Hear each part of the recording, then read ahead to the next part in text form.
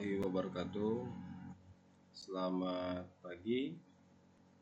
Jadi kali ini saya akan membahas tentang statistik probabilitas. Ini untuk pertemuan pertama. Oke, jadi perkenalkan dulu di sini yang pertama di sini pengantar dasar statistik, dan perkenalkan, nama saya adalah Awaludin Fitra, SPD MSI.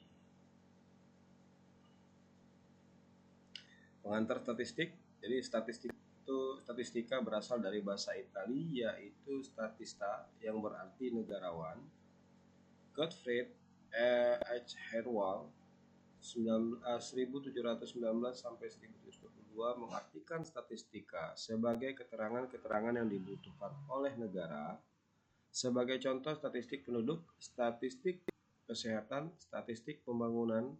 Sedangkan menurut Sujana, statistika adalah pada tahun 2005 adalah pengetahuan yang berhubungan dengan cara-cara pengumpulan data, pengolahan atau penganalisisannya dan penarikan kesimpulan berdasarkan kumpulan data dan penganalisisan yang dilakukan. Menurut Dr. Budiono 2014, statistik adalah pengetahuan yang berkaitan dengan metode, teknik atau cara untuk mengumpulkan data, mengolah data, menyajikan data, menganalisis data, dan menarik kesimpulan atau menginterpretasikan data. Dengan demikian, jelas bahwa statistika adalah sebuah ilmu pengetahuan mengenai pengumpulan, penyusunan, pengolahan, dan analisis data yang diperlukan dalam menyusun sebuah keputusan.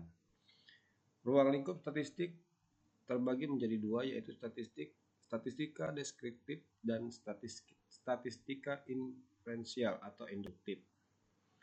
Statistika yang berkenan dengan metode atau cara mendeskripsikan, menggambarkan atau menguraikan data atau sifatnya eksploratif disebut sebagai statistika deskriptif. Dengan kata lain, statistika deskriptif lebih ditekankan pada penyajian data agar informasi yang terkandung dalam data mudah dipahami oleh pengguna data. Data dapat disajikan secara numerik atau secara grafik. Jadi penyajian data secara numerik akan melibatkan perhitungan ukuran-ukuran deskriptif seperti rata-rata, simpangan baku, varians kuartil, persentil, dan sebagainya. Sedangkan penyajian data secara grafik bisa melalui bar chart, pie chart, box plot, scatter plot, atau STEAM, dan leaf diagram.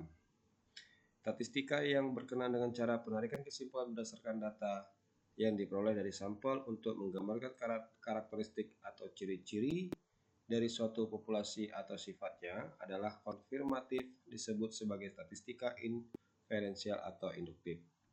Populasi adalah keseluruhan objek, baik itu hasil menghitungkan maupun mengukur, yang dibatasi oleh kriteria tertentu. Besarannya yang menjadi populasi dinamakan sebagai parameter, misalkan rata-rata atau ditu mu, atau simpangan baku atau tau delta. Sedangkan sampel adalah bagian dari populasi yang menjadi perhatian kita. Ini menurut Dr. Budiono 2014. Besaran yang menjadi ciri sampel dinamakan sebagai statistik, misalnya rata-rata atau X bar atau simpangan batu atau X. Statistika adalah ilmu yang berhubungan dengan bagaimana cara mengumpulkan data, menyusun, mengolah, membuat kesimpulan dari data yang diperoleh. Jadi di sini itu adalah dari kesimpulan dari kutipan dari di atas. Jadi setelah ada statistik, itu ada juga pengertian dari data. Data adalah kumpulan informasi atau keterangan-keterangan yang diperoleh dari pengamatan. Informasi itu berupa angka, lambang, atau sifat. Dalam kehidupan sehari-hari, data berarti suatu pernyataan yang diterima secara apa adanya. Artinya, data yang diperoleh dari berbagai sumbernya masih menjadi sebuah anggapan atau fakta karena memang belum diolah lebih lanjut. Setelah diolah melalui suatu penelitian atau percobaan, maka data dapat berubah menjadi bentuk yang lebih kompleks, misal database, informasi, atau bahkan solusi pada masalah tertentu.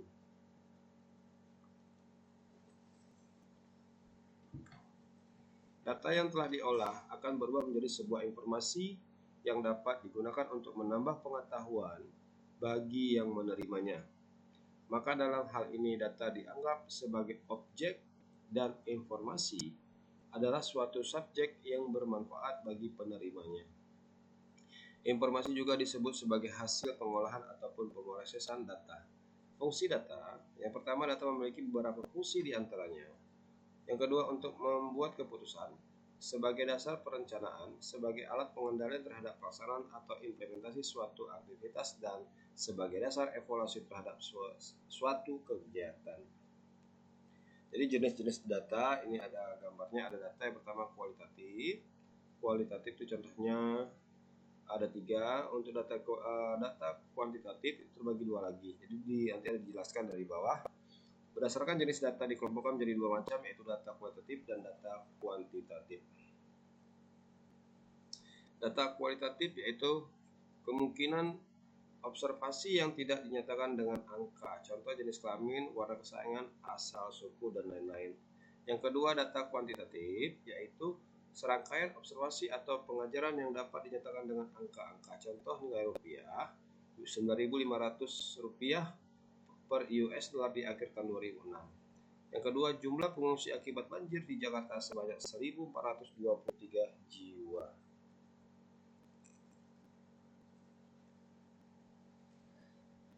Data kuantitatif terbagi atas. Yang pertama ada data diskrit, yaitu data yang hanya mempunyai sejumlah terbatas nilai-nilai, contoh jumlah mahasiswa di sebuah universitas. Yang kedua, banyaknya masyarakat yang memakai kendaraan roda 2 di daerah Purwokerto. Yang kedua, data kontinu, yaitu data yang secara teoritis dapat menjalin setiap nilai. Disebut juga nilai pengamatan kuantitatif kontinu.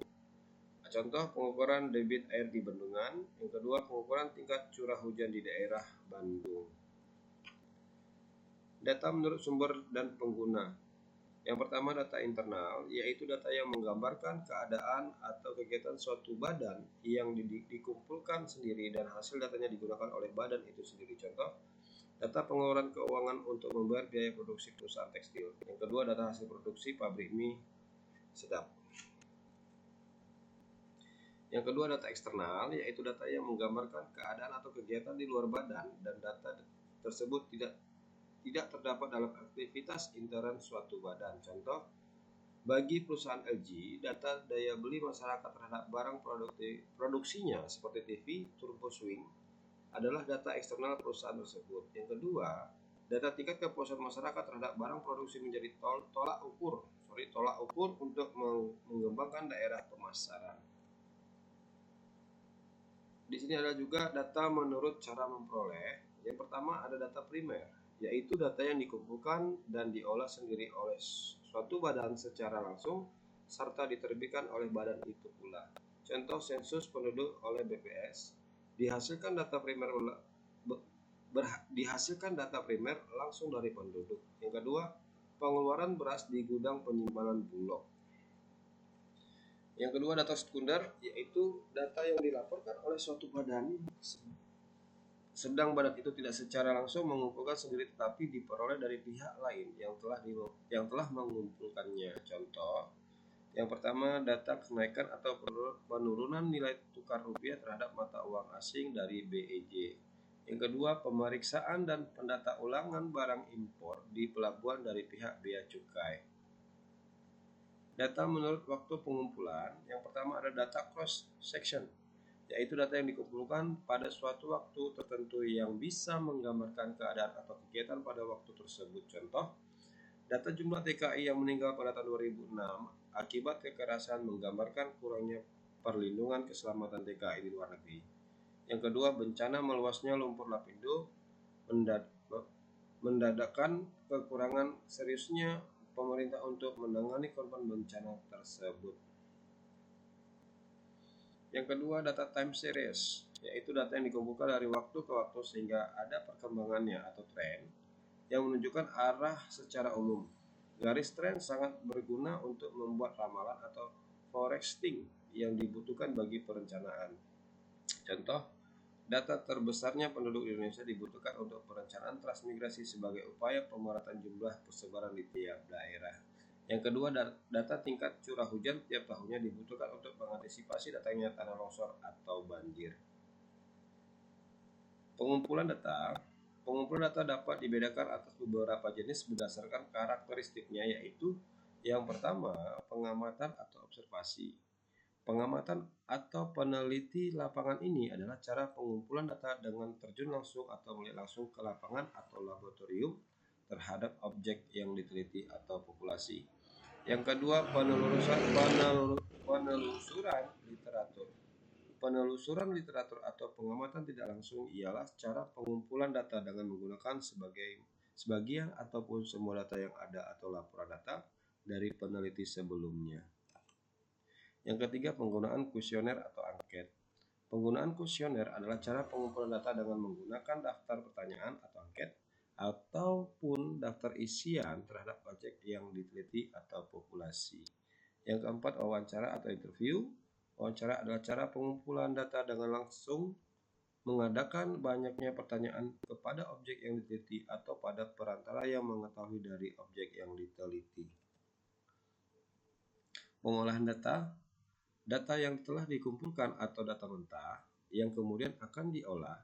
Pengolahan dimaksud adalah sebagai suatu proses untuk memperoleh data ringkasan dari data mentah tersebut dengan menggunakan rumus-rumus tertentu. Penyajian data. Agar data yang diolah dapat dibaca serta dimengerti oleh orang lain, maka perlu disajikan ke dalam bentuk-bentuk tertentu. Penyajian data memiliki fungsi antara lain, yang pertama, menunjukkan perkembangan suatu keadaan. Yang kedua, mengadakan perbandingan pada suatu waktu. Penyajian data dapat dilakukan melalui tabel ataupun grafik. Tabel data. Tabel data adalah pengajuan data dalam bentuk kumpulan angka yang disusun menurut kategori-kategori tertentu dalam suatu daftar. Berdasarkan pengaturan data, tabel dapat dibedakan atas beberapa jenis. Yang pertama, tabel frekuensi.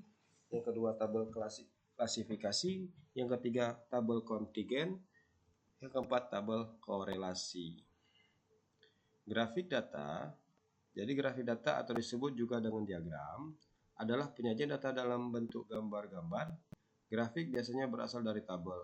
Grafik data sebenarnya adalah penyajian data secara visual dari data bersangkutan.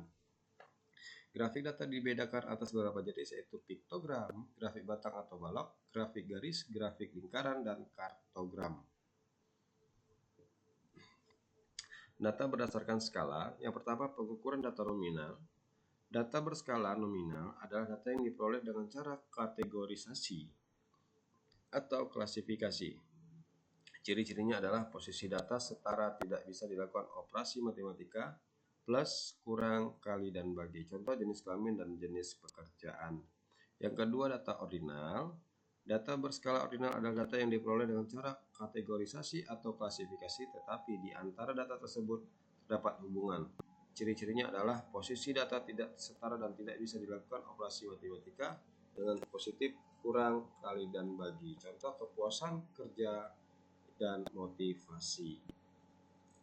Data internal. Data berskala interval adalah data yang diperoleh dengan cara pengukuran di mana jarak antara dua titik skala sudah diketahui. Ciri-cirinya adalah tidak adanya kategorisasi dan bisa dilakukan operasi matematika. Contoh temperatur yang diukur berdasarkan derajat Celcius dan derajat Fahrenheit.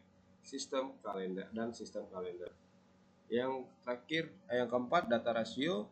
Data berskala rasio adalah data yang diperoleh dengan cara pengukuran di mana jarak antara dua titik skala sudah diketahui dan mempunyai titik nol absolut.